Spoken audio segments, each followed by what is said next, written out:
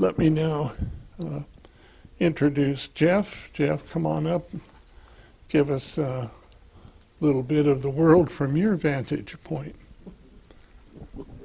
Great. Steve, thank you for that introduction. Good evening, everybody. It's a pleasure to be here again. It seems like it was not that long ago, but then when you start looking at the calendar, it's like we have gone, as you know, we've gone through a lot in the last year and a half. It's been a lot of challenges with regards to COVID, and we're going to talk a little bit about that. And I brought some numbers just to, not to scare you, but just to let you know that it, as we talk about in the office and talk about at home, as you do, is that COVID is here. It doesn't want to go away, and in all reality, there's probably more variants on the way, which drives us to have to take precautions and be safe, and obviously wearing masks, getting vaccinated. All of those things play into that dialogue, and how to not only keep the community safe here is, from my perspective, and my job is also to keep my employees safe. And how do I do that, and what that process has been like in the last year and a half, and I'll talk about that a little bit. So again, I want to thank you for the invite. So I'll just jump right into it. So talking about COVID. So a year ago, as all of you have faced, we saw this pandemic hit the United States and started to roll through the country and into California, and having a pretty big impact. And we saw numbers of people getting hospitalized, and the cases that were hitting Orange County getting up into the thousands of cases on a daily basis. And then as we got into the treatment process, which was the vaccination, the first phase of that, obviously got into wearing masks, washing your hands as much as possible, doing all those things that we could recommend doing based on the medical science that was out there. And obviously that was, from all of us, taking longer to get that information out. But we finally got to the point within this organization with regards to village management, where we started to see a positive impact, which started really coming around with the vaccination clinic that we did in the village. A number of you may have gotten vaccinated through that clinic. You may have done it on your own. But we saw it as a big impact, and the numbers were so dramatic with regards to how it was affecting people 65 and over. And this is before the Delta variant. And the COVID numbers were so clear that the at-risk people were 65 and over, and or if you had an immune deficiency of some type. And so as a result of that, when we were doing some analysis, we reached out through my media and communications director, Eileen Paulin. We were brainstorming, and we decided to reach out to Memorial Care and see whether or not we could get them to participate in a vaccination clinic. So at that point in time, leading up to it, the county had formed a vaccine organization, a committee. And that vaccine committee was made up of leadership of medical people, city people, county people, public health people. And that committee was formed to kind of, how is Orange County going to deal with this vaccination process? How are they going to deal with the amount of people that were getting into the hospitals, and how people are going to be transported and everything? I was very fortunate to have 3 people that I used to work with that were on that committee. So I called them and I said, well, what's your plan for actually getting the vaccine out? How are you going to implement it? And they all said, well, we're looking at staging it, and we're looking at working with the state and the feds and getting vaccinations out here as fast as we can, and working with the public health system. And I don't know, anybody work for the public health system? I'm not going to be overly critical, but I'll tell you they're a bureaucratic mess in a lot of ways.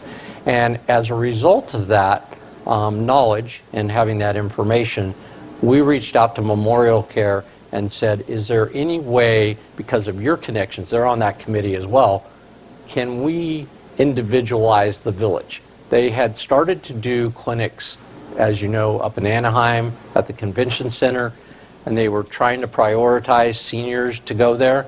And we said, hey, we have seniors here. You don't have to go anywhere. We have them here. Let's take care of them. Let's create the vaccination clinic. And I will say thank you for anybody that participated in being a volunteer, and thank you to Memorial Care. They stepped up and said, yes, we can make this happen. And so we ended up vaccinating over 9,000 people in the village, which is a pretty amazing number. More than half, more than 50% of the village got vaccinated through the clinics. And that's first and second shots I'm talking about in total. And so with that, and the people that had already gone to Soka or up to Anaheim or any of the other places, we ended up being, like say a month ago, if you went on the website, you can look at your zip code. We were at one point in time the highest level of vaccination zip code in all of Orange County. And so that was something we were really pretty proud of, that we were able to put that together. There are a few, believe it or not, zip codes in Orange County that have 100% vaccination rate. We are well over 88% vaccination rate. So that's, when you think about it in all total, that's pretty good, because you certainly have some people that either can't because of a medical reason or you know, don't want to for specific reasons on their own. So we're really pleased that we were able to do that. And as a result of that, I can tell you the significance. We went a whole year and we saw the numbers start ticking up. But in all reality, when you look at the website, and if you really want to look at numbers, take a look at the number of cases that are out there in Orange County, and then come back to Laguna Woods. And what you realize is, over this whole time, we've only had 513 cases in Laguna Woods. Now, that's not just the village. We have a little few neighborhoods outside the gates here that are part of Laguna Woods, too. So I'm talking about the whole city of Laguna Woods. That percentage of, based on the population rate, is one of the lowest percentages of people who have known to have gotten COVID through this process. So your efforts to stay healthy, your efforts to wear masks, your efforts to wash your hands, and your efforts in the vaccination clinics, pretty phenomenal. The 55 is the number that they have on record right now, unfortunately, of people that passed away in the Laguna Woods community over the time. But in concept, if you look at some of the numbers, so 513, 55 scenario here, I'm just going to go back that the cumulative deaths in Orange County is over 5,300. So if you take our 55, it's a real small percentage of that, 5,300. Now we'll talk about what's happening now. So the new, as you know, the governor decided prematurely, in my opinion, but nonetheless, that's my opinion, to open up all the facilities again, and felt like the COVID had kind of gone down, and it really had. From January and February, we saw a steep decline starting to happen, which was great. And we got down, and you remember they used to do color zones, and you were in the purple zone, the red zone, and then the green, finally to the green zone. And he said, well, okay, we're going to do away with that, and we're going to open up California again. That was on June 15th. You know, one of those days that you get stuck in your head. And then, sure enough, July 4th comes, and we see the Delta variant hitting and the uptick starting to come back. So where are we at today, just real quickly? So we had 300, so I'm going to make sure I got my notes right here. We had 300 plus cases reported in Orange County yesterday. 371 people are hospitalized right now from COVID in Orange County. 102 of those 300 are in ICU. Those numbers are higher than we had back in February. So we were going up, up, up, up, then we started to go down once the clinics and the things started happening. December, January were our highest numbers, and then we started seeing a really nice decline. And so when I look back at numbers, I'm like going, wow, we're back up to where we were in February of the year. And it is, this variant is very strong, as you probably have read. It's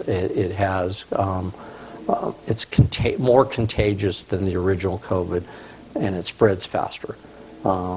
Ironically, some of the medical reports are saying it doesn't cause as much damage, but I'm not going to leave that process for somebody else to determine. I want you to stay safe out there and do as much as you can to protect it.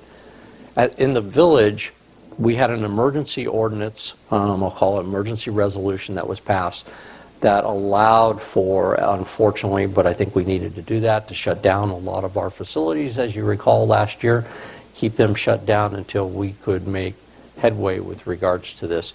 So we started looking at a program this year to, okay, how are we going to start opening up our facilities? And we were timing that, knowing that the governor was going to come through in June and say, okay, you can reopen your facilities. You can start getting that. One of the things that happened for us that was a big challenge is we let go, and when I say let go, the first part of it was a layoff, and then it was a permanent reduction of staff. Over 80 personnel people that are directly related to recreation. So the people that, as you were talking about, the frustration that you ran into tonight in the sense that the door wasn't unlocked. Well, that's probably, and I want to use it as an excuse, but it's an example of, we used to have 80 more recreation staff people working the clubhouses than we did. And so when the governor reopened, we said, okay, we got to climb back to that staffing level. Well, it's been a big challenge. Probably one of the biggest personnel challenges that I've had in my whole career is because we can't find people to take these jobs. Two reasons. One, everybody did the same thing that we did. They laid people off, people went home, and now we're all in competition for those same people to go to work. So our budgets are tight, the village is tight, so in certain jobs we pay minimum wage for some of these jobs, which minimum wage right now is 14, it'll go to 15 in January. The point that I want to make there is, though, go down the street and In-N-Out Burger's paying $18 an hour. Okay, I don't know. I'd work for 18 more than 14, depending on what you think your workload is. So that's been a challenge. And then the good news for everybody that got affected financially got affected, was the federal government came through, states came through, and there's been a stimulus package that's been put together that continues to flow. That stimulus package hasn't ended yet. The last stimulus check's going out this week. And so we actually know, because we talked to some of the employees, I don't want to come back because I make just as much money with the stimulus package as I was when I was working. Okay, I'm going to stay home. So we think next month and in the next few months that our hiring practices are going to get better and that we're going to be able to recruit better. But that was probably the biggest challenge that we have seen, and not just in recreation. Other entry-level positions in our resident services, people that answer your phones and emails, in our manor alterations, the same scenario kept coming up is that our pay scale, or the fact that they were receiving a stimulus and they didn't want to come to work. So that's been a big challenge with regards to COVID. Then when we saw the Delta variant come back and start to spike to these numbers that I just reflected there, I took it back to the VMS board, which is the oversight for me, and talked to them about how we're going to manage our employees. So we went back to a mandatory mask wearing responsibility for all of our employees. It is not necessarily required as a general policy out there in the public that was mandatory, but we put that in place over a month ago. just because we were seeing breakthrough cases that we had seen people who had been fully vaccinated but were getting the Delta variant, and we knew that we had employees that had not been vaccinated. Under state Cal OSHA laws, we were required to do a survey of all our employees. We conducted that survey, and out of my employees right now, we are a little over 80% vaccinated. And some have declined to state, which they have the right to do, so we count them as non-vaccinated, even though if they decline to state, they could be vaccinated, they're just not wanting to provide that information, which is their right. So we've counted them as not being vaccinated. So we're working on, again, trying to get the message out, what's the safest way to act, how we're going to do that. Now, as of last week, if you probably heard, President Biden has put forward a regulation that he would like to see implemented. Hasn't been put in place yet, and that goes back to federal OSHA requirements, which would follow, state would follow that, and that would require any employer with more than 100 employees to require vaccination of those employees or test them on a weekly basis. And so we, if that gets put into place, which I suspect it will, and it'll probably be in the next month or so, then obviously because we employ almost 800 employees, so we would be required to fall under that. So you would have that requirement, and we are looking at how we're going to structure that, because obviously we know we have employees that are not vaccinated, so how are we going to deal with that? If they choose to go the testing route, how is that going to work? That all of those regulations haven't come out from the federal government yet. And we'll, the challenge obviously will be if the employer, i.e. VMS, is required to do the testing. That's a challenge because testing is not free. Vaccinations are free. I can get people vaccinated all day long. You can go Rite Aid, you can go anywhere you want to go and get vaccination. But testing is not, and it's not free. And so that's if it's put on us, then VMS is going to have to come up with a budget plan to get these employees tested on a weekly basis so that can run up. Now, if the federal regulation says, no, it's on the employee to do it, which I think might happen, and that's the suspicion only is because if you really want to incentivize somebody to get vaccinated, charge them for not being vaccinated. And so we'll see how that plays out. So, besides COVID, we do a few other things, and we've been doing a few other things. So I don't want to overdo it on COVID. You watch TV6, you probably see me on TV doing COVID reports and updates all the time.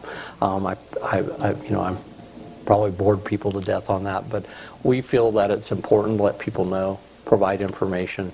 The boards want me to provide that information. That's why we keep doing it. We were going on, constantly before. Now it's like every other week or every week. So we'll keep you posted on that kind of stuff. But I wanted to mention a couple of things that we probably didn't talk about too much. So last October, knock on wood, not going to happen again.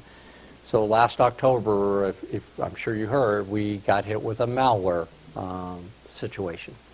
And so we were hacked by a Russian organization, and we do know it was Russian, and they shut down all of our computer systems. And we had, in the past, the computer systems for the village had a backup redundancy plan that the backup storage was stored over at the cable television facility, which is over by our shop across the street there. And so it, in effect, was to back up and protect the AX system, which is our big financial system, which is here in the community center. The problem is that I'll give them credit, the more techier that these ransom people get, the better they get, and you saw it and you continue to see it across the United States, how many ransomwares that are out there. Their software system was able to basically, once it was opened, and it was through an email basically that came through, that we tracked, probably shouldn't have been open, it should have been recognized, but it wasn't, and it got into the system and lay dormant for 30 days and just sat there, and then they pushed the button and it triggered. And so it was in our system back in September before we saw it hit in October. But what that I'll call it a worm, what that was able to do was it was able to infiltrate not only our system here in the community center, but it was able to get a link over to our backups. And so they froze everything. So every bit of capabilities that we had with our system, except for one, and this is, I'll talk about this one in a minute, and it became a very important one, was frozen. And we got the FBI involved, we got the Orange County Sheriffs involved, because within a day of it being shut down, we received a ransom note. And that ransom note was in a unique way. One, they basically told us they had all this data of ours and they wanted money. They indicated that if we didn't pay the ransom, that they would then send that information out to the world, and anybody that wanted to buy it from them could buy it from them. And so we were scrambling as, okay, what kind of personal data do we have out there? What kind of information do we have of yours, and all of that. One of the very fortunate things that gave us a little bit of positive news in that was that our financial system, which we call our AX system, for whatever reason was not affected. It did not go through the firewall for the AX system. It separately hit everything else but our financial system. But it had literally my maintenance and construction department not knowing what manner alterations I was doing. So if you had plans in to fix your unit, we couldn't find you. We had no ability to know if we were working on your property or not working on your property. So if you had a damage restoration issue from 3 months ago, we didn't have any clue. So we had to make the analysis. If we just torched it and said, we don't care about your ransom, we don't want to pay it, we're going to torch it and we're going to start from day one, we realized that it would take us 3 years with the manpower we had to build up all the information that we needed to run this place. And it's just a very, very complicated process. Recreation, manner alterations, just using, damage restoration, all these different programs that we have. And so we calculated the price of that and we said, look, let's negotiate with them and see if we can take a original request of about $750,000 and see if we can't negotiate it down and make them prove that they had data. And so in those negotiations, we did just that. We hired a private third-party attorney legal firm that, believe it or not, does this for a career. Probably very busy and very, very wealthy at this point in time. But we found them, and they helped in the negotiation, kept us certainly in the loop all the time. We had meetings all the time.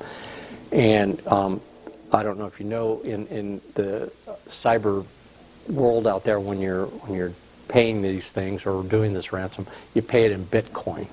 So you don't pay cash. It's not.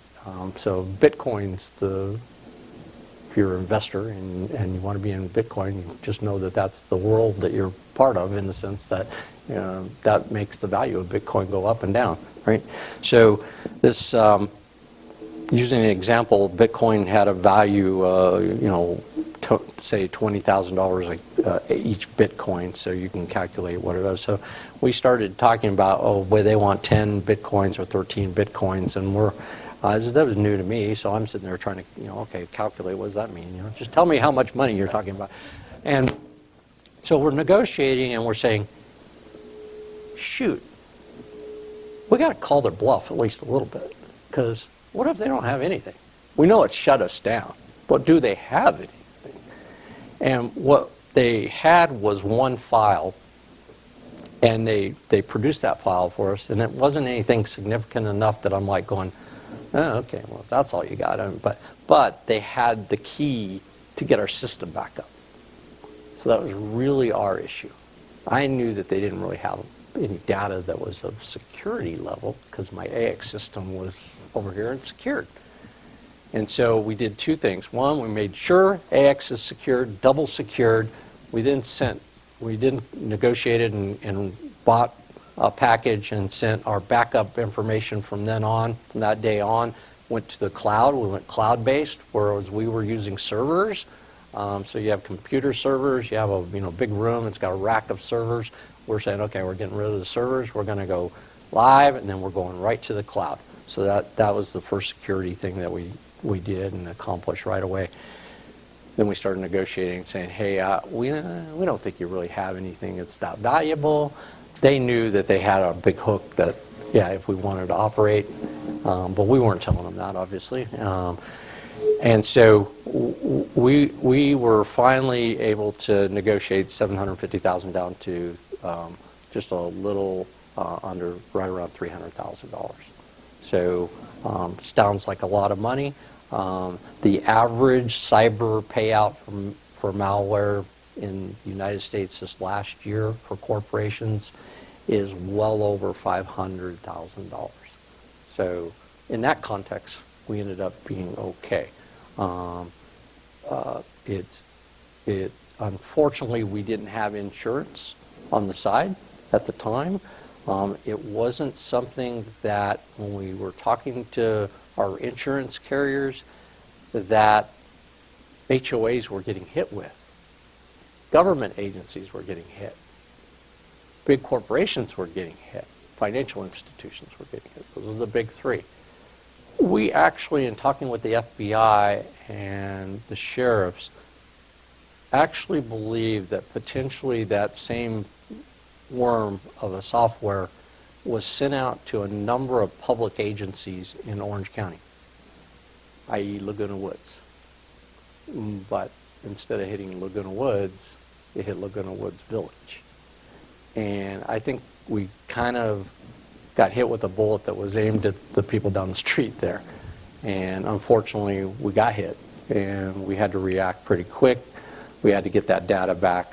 So we spent this last year another $300,000 of money to upgrade all of our connections. We had a number of the connections that were put into our servers were destroyed by the same malware. So it had an impact of not only locking that data. And by the way, all the data was recovered, not one speck. So we're back up operating. We have every piece of data from the get-go. So that was a blessing too from that perspective. So we didn't lose anything. But we had to go through that pain and suffering and back in operations. It took us about 2 months to get that data back in full complement to each of my desktops.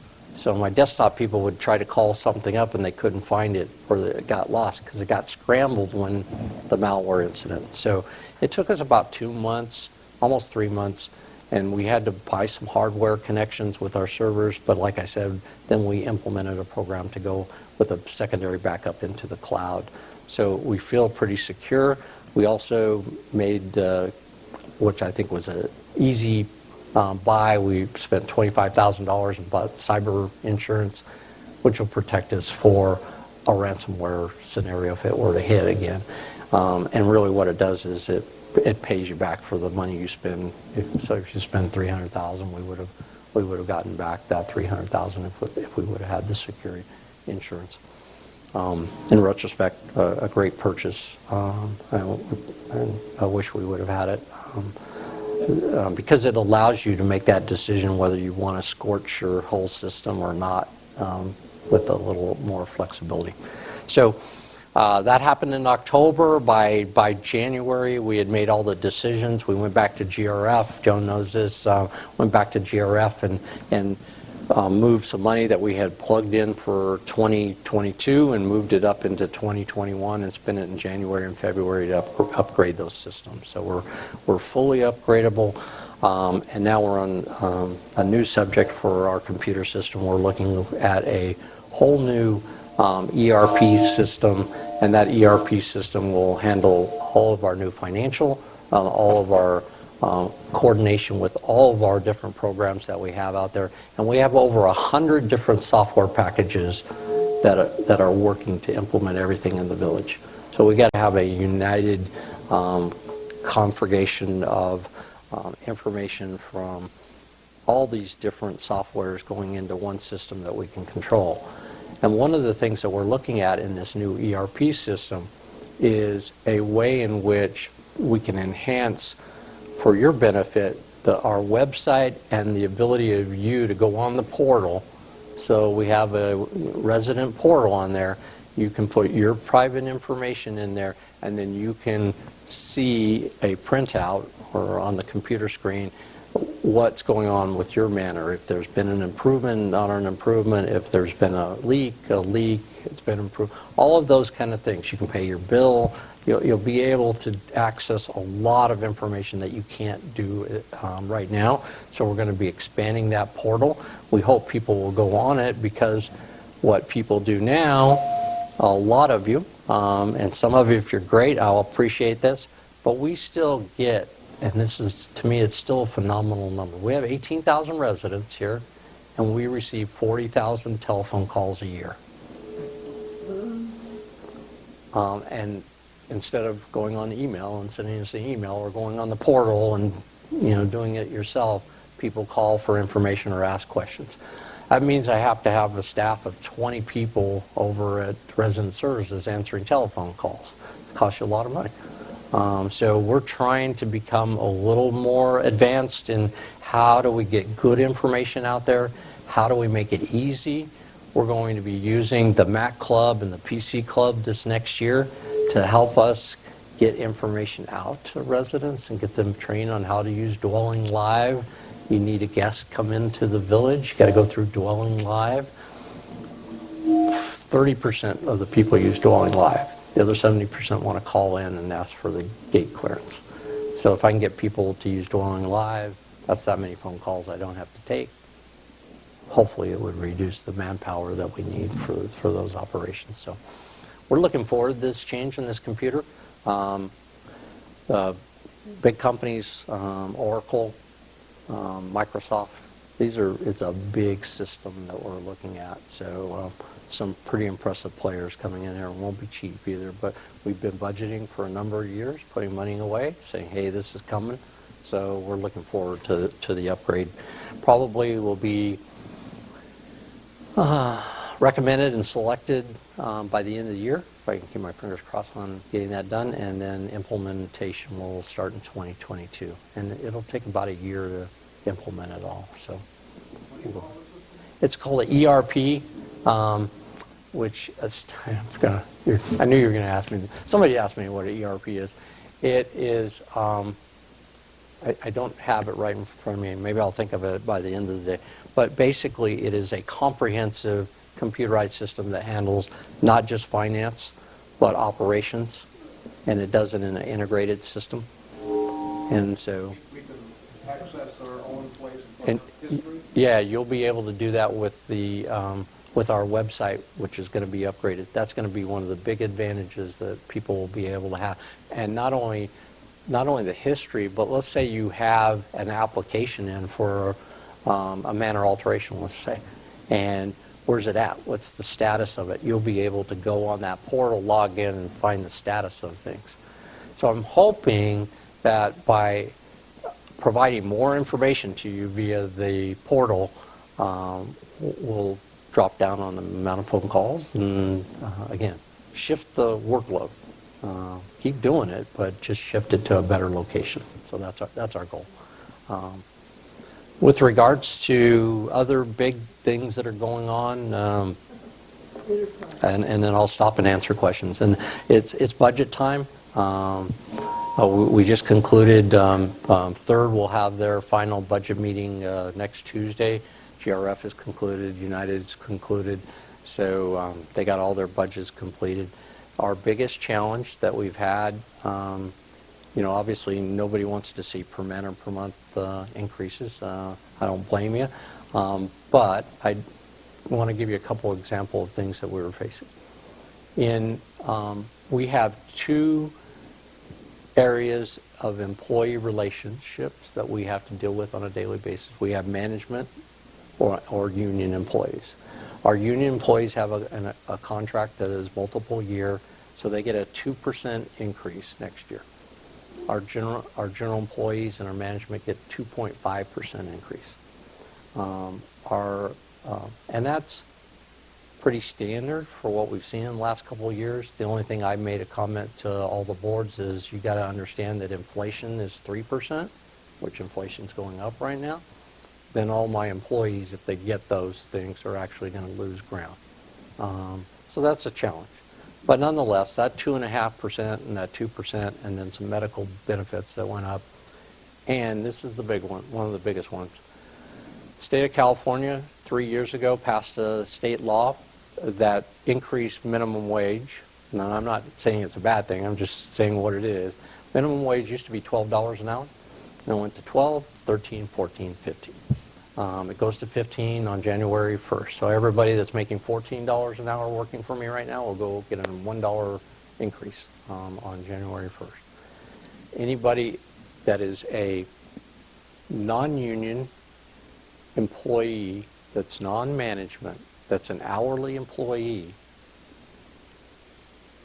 but not a minimum wage employee, has to. So example I'll give you is they're making 28, this range of employees, if they're making $28 an hour, they have to get double. So they'll go to 30. So it's not just the minimum wage, it's this other category. So we get hit twice. That's a $400,000 increase that will happen January 1st. The others added together is almost $1 million increase, and that's not adding one additional body. I'm paying $1 million more just to keep what I got. So that's a challenge for the village and everybody here. The second big challenge, and you probably heard about it a little bit, is insurance. Insurance. The biggest issue is property insurance, or has been in the past.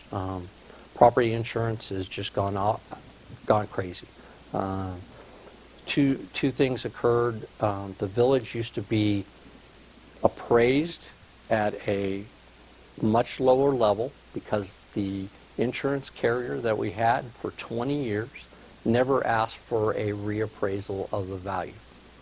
So it's been $700,000 for like 15 years. $700 million, excuse me. $700 million, the total value of the village.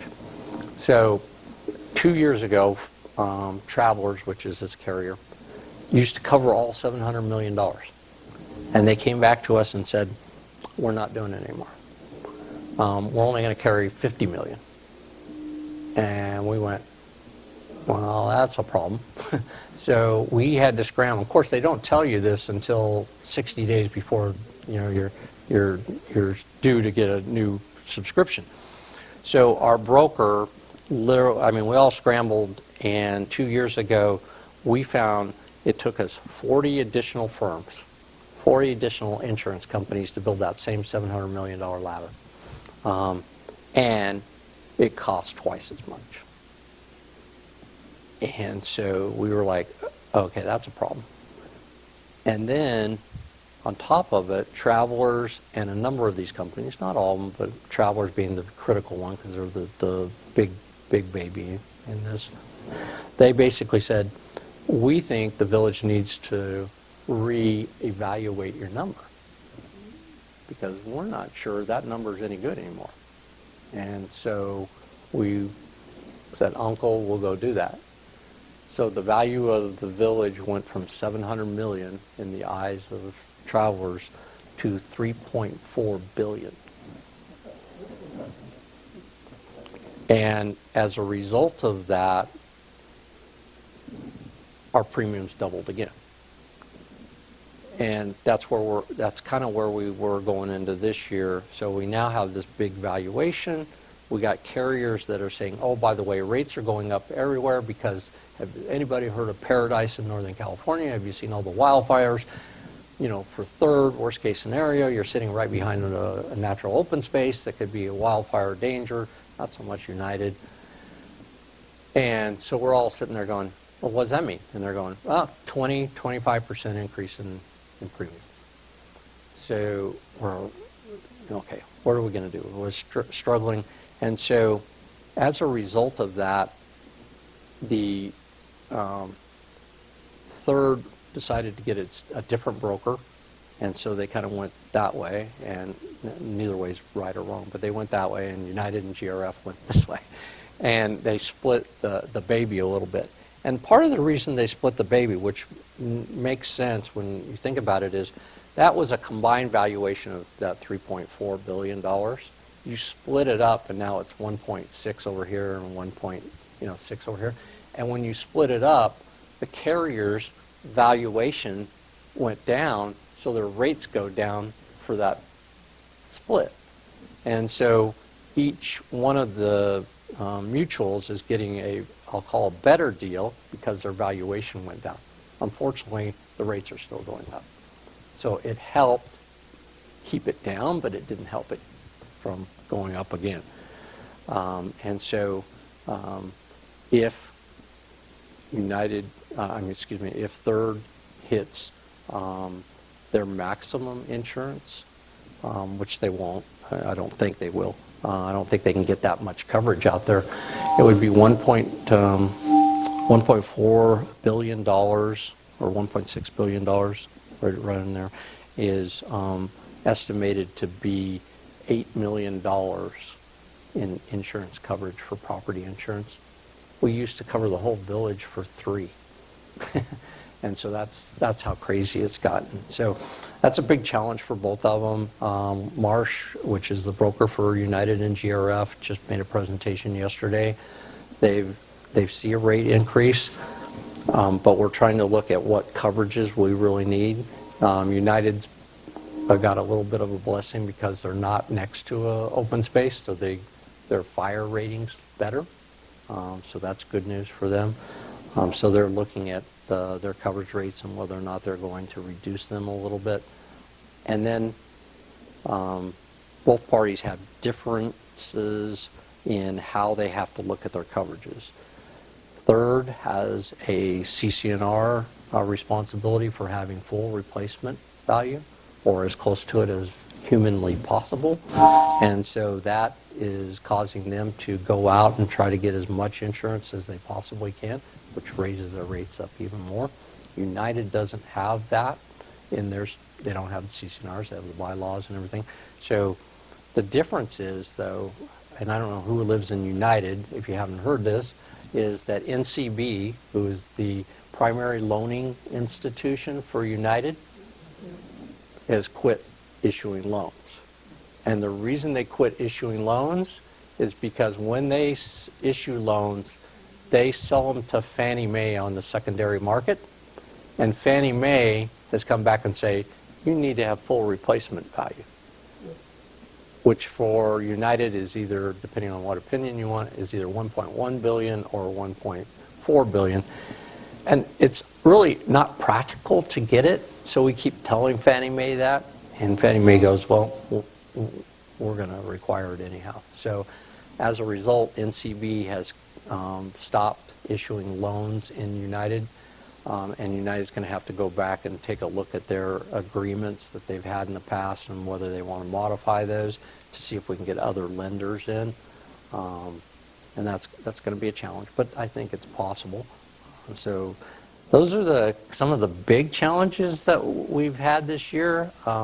Clearly with the COVID, we had issues of how are we going to open the pools up, who can where, when, how, why.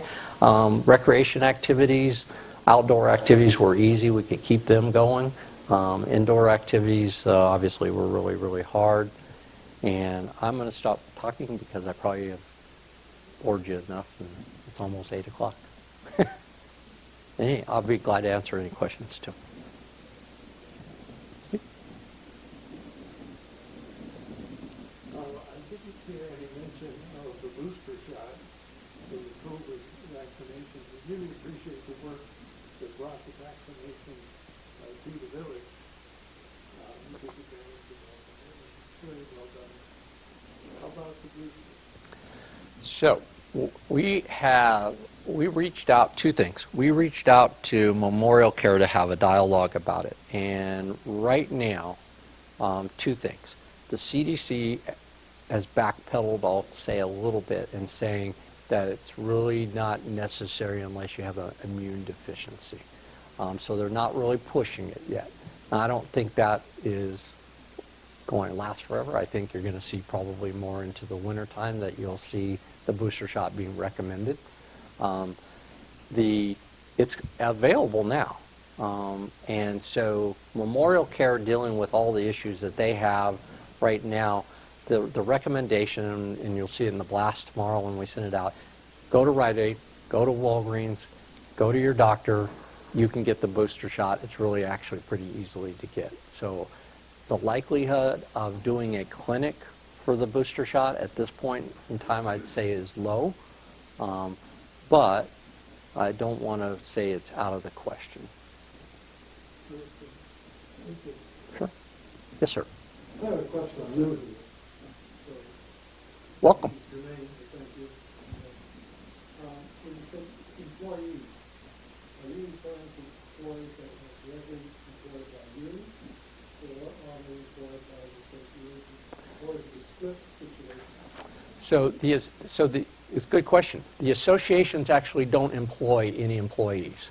The associations contract with what is called Village Management Services.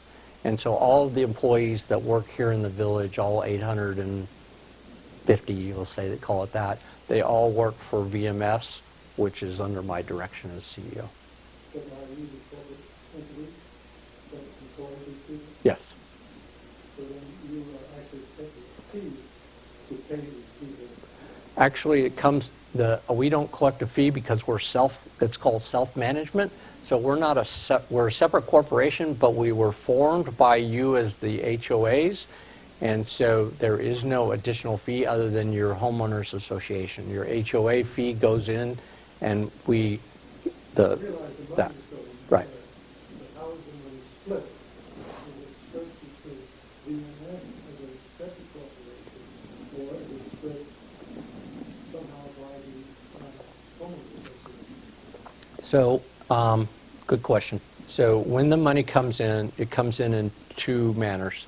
So when you write a check for your dues, it goes into GRF first, and then GRF splits off money to United and money to Third, and then GRF keeps their portion, which is a smaller portion. And so then United has that money, and I'll use a big number. United has $30 million, let's say, on an annual basis. And United chooses how to spend that money. If United wants $30 million worth of service, then they contract and say, Jeff, we want you to do this, this, this, this, this, and I tell them, okay, it's going to take this many employees to do it. And then they pay into VMS, and then we pay our employees. So you are a separate corporation? We are a separate corporation.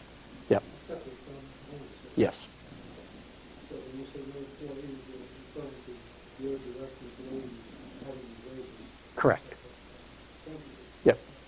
Very good question, though. Yes, ma'am. Sorry. If NCB is split issuing loans, what's happening to the United properties that are changing hands that are up for sale now? So on the applications that were made to NCB prior to August 15th, they are being processed by NCB, and everything up to September 27th will be processed, and then they'll be done. And there's only, right now, the last check I had, there's only, I think, 10 that are still in the hopper, and then once they drop the curtain on August 15th, so no more loans after that. But the ones that were in the process, they're being processed. But, so if I wanted to sell my property 6 months from now, I might not be able to. It'll be more difficult. If And the reason I say if, there are a lot of cash buyers out there, and so especially I would say in United, more cash buyers than even in Third, but in relative terms, I think that's the next step for us, working with United, is do they want to look at their agreements that they have with lenders and loosen those up a little bit.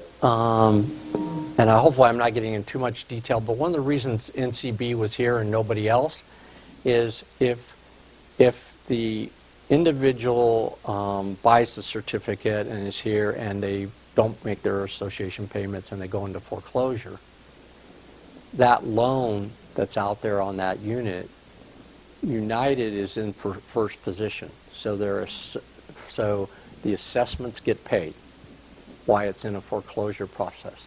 And NCB is paying that assessment. Well, that's kind of the trigger mechanism. There's not another bank that's willing to come in and say, we're going to put United in that first position. They're saying, we'll be in the first position, and United, you get the crumbs. And the recognition agreement, as they call it, is in place right now, requires any lender that wants to lend in United's got to put United first. I think they're going to have to reevaluate that if they want lending companies, because they just won't come in under that.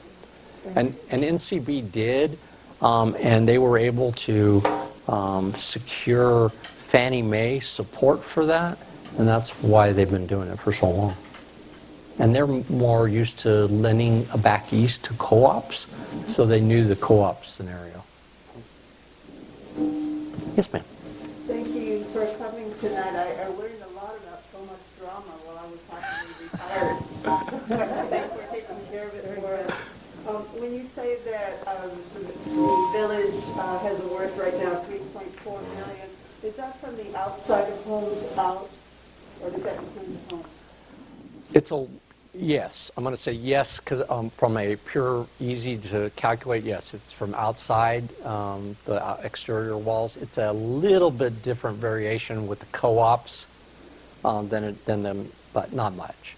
So that's a good answer from that perspective. Yes, it's really basically interior stuff. You own it.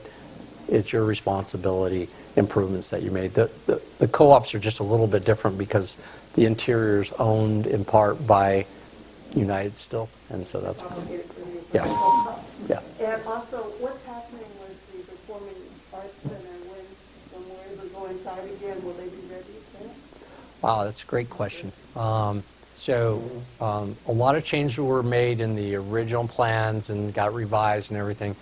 I would say that I'm pretty confident to say that 90% of the improvements and upgrades that we're making and wanted to make are completed. The last big one is the air conditioning, getting that in. We've been working on that. It's a plan, still kind of keeping it for fingers that we're going to be completed with all our projects by October 1st. And then we'll be back and able to start making reservations and plans for activities down there. And we're looking forward to it too. That's been a gem that's been missed. And there's some nice improvements down there. Yes, ma'am. I was really interested in hearing about all the upgrading of the technology to the system. I realize the need for that. I am concerned about the infrastructure too, as far as going through the power outages we've been having now 2 days. Today I've been home with some errands and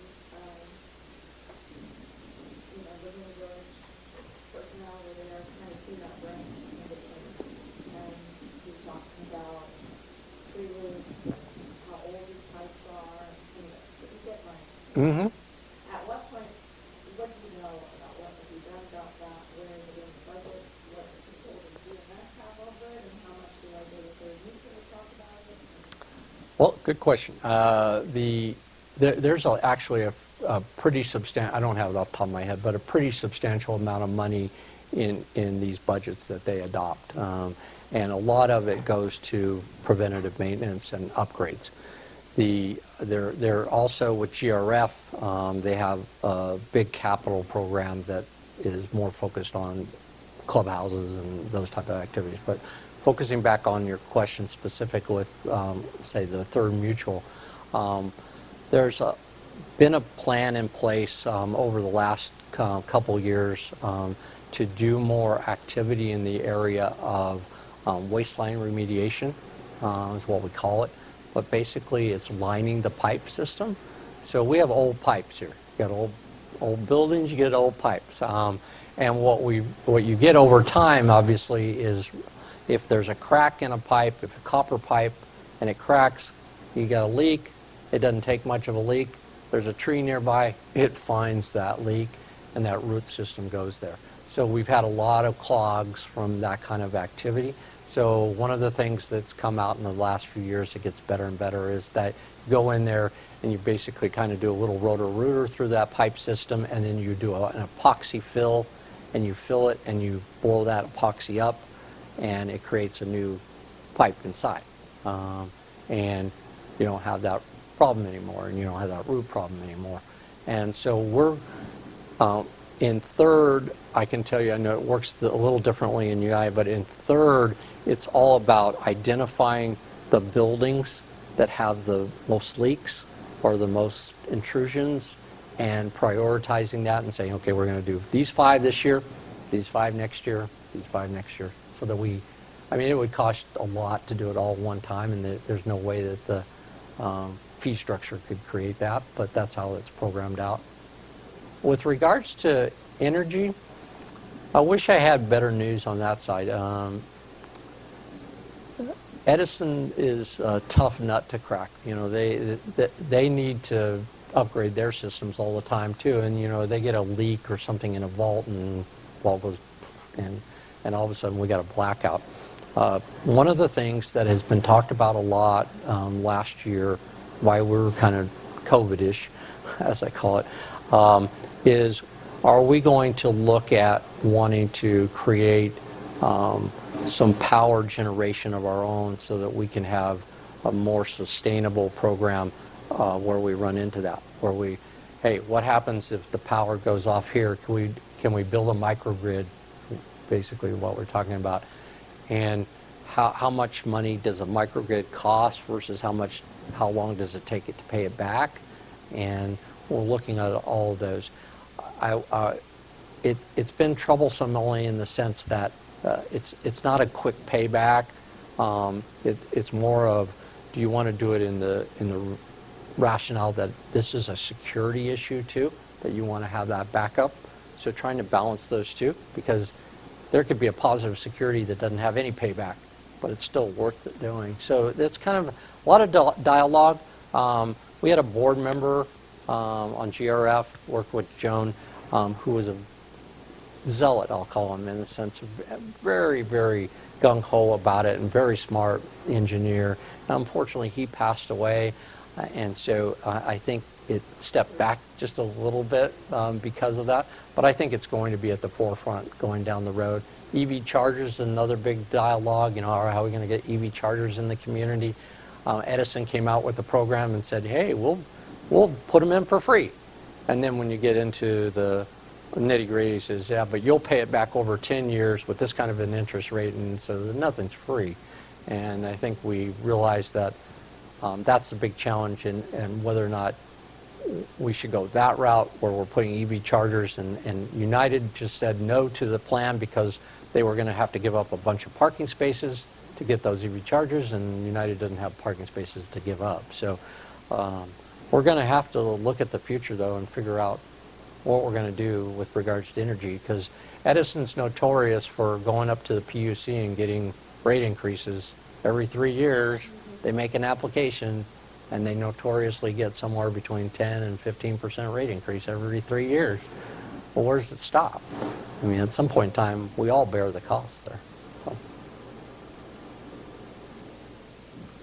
any other questions? Hopefully I answered a lot. Hopefully I provided you a lot, and it's great to come back. I mean, Steve's one of the, getting here and making this presentation is one of the clubs that I do on an annual basis, and I very much appreciate coming, and it's always a good group. So thank you.